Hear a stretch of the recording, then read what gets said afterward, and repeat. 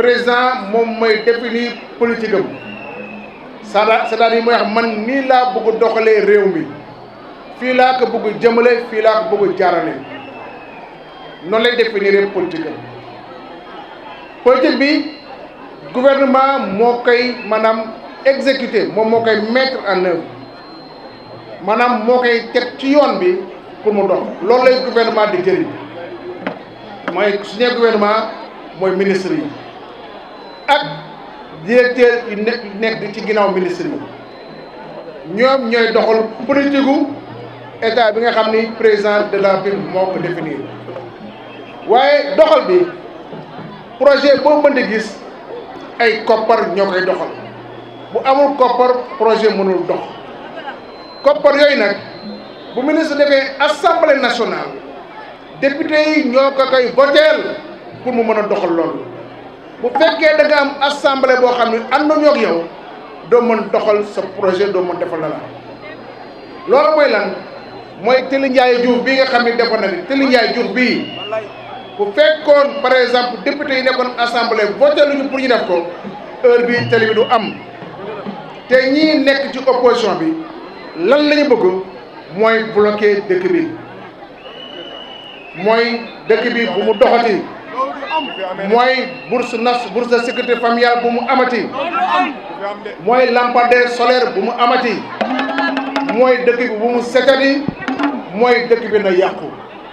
parce que boo dégloo opposition lu ñuy wax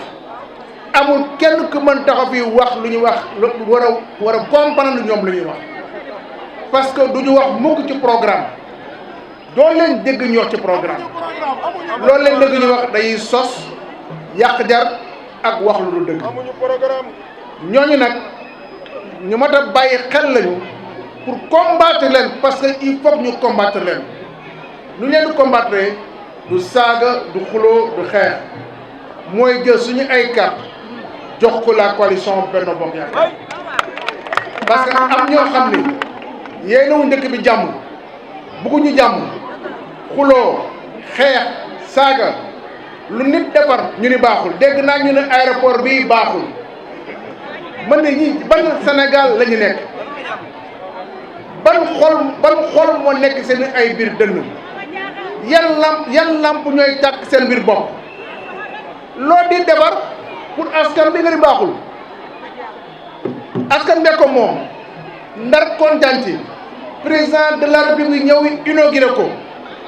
mu nekk loo xam ni bu neexee yàlla dana ubbi ndar à l'extérieur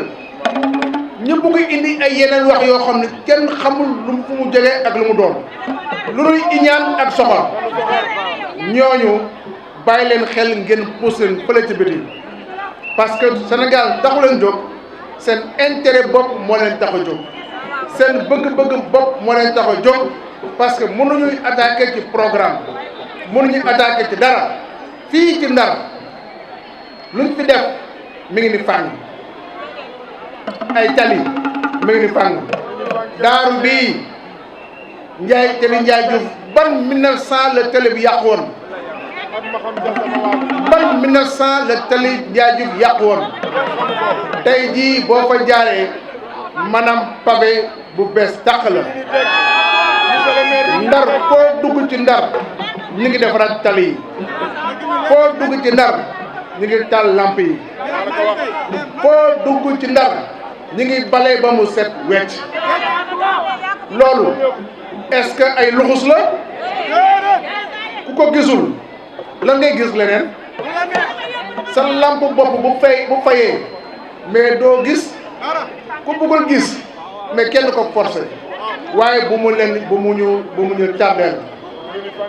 bu ñu ñëwee président ñëw Aïda Dione wax na ko mu maanaam ñu nar fee ubbi hôpital boo xam ne amul Afrique hôpital de niveau 4 amagul Sénégal amagul Afrique président de la République indil ñu ko mu nar nekk loo xam ne day créer ay emploi plus de 2000 emplois employés pour ñan la c'est pour doomu dëkk bi la c'est pour la jeunesse c'est pour la population aussi loolu du caaxaan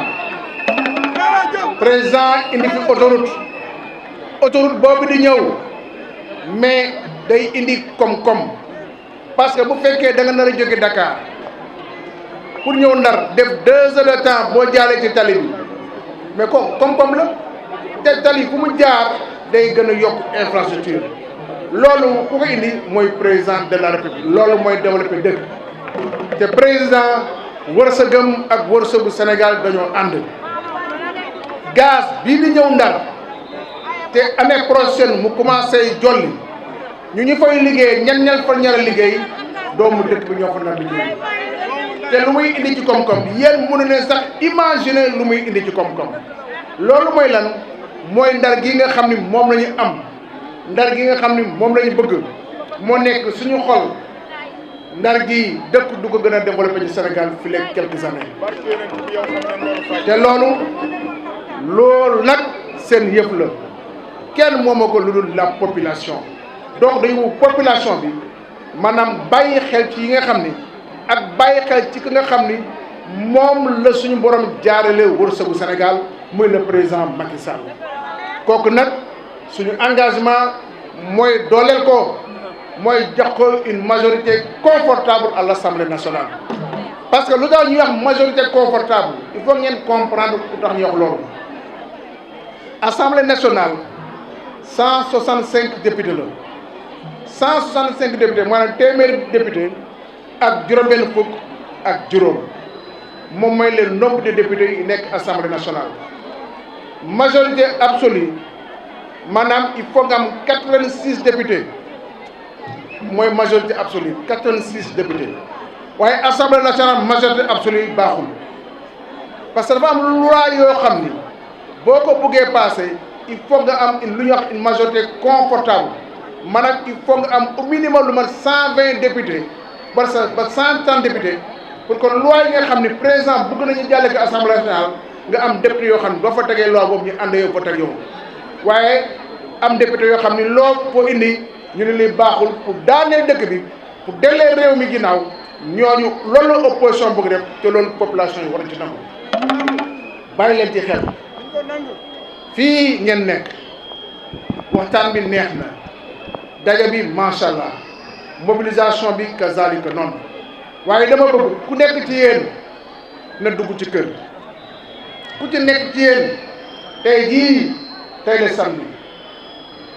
dimanche bii di ñëw ba suba bu ci topp te no tey la lundi tey jii la altine bi ñu nekk bu altine dellu see dellu soit ça sera le 1er août donc balaay le 31 juillet fi leeg le 31 juillet fan ñu ci des bëriwul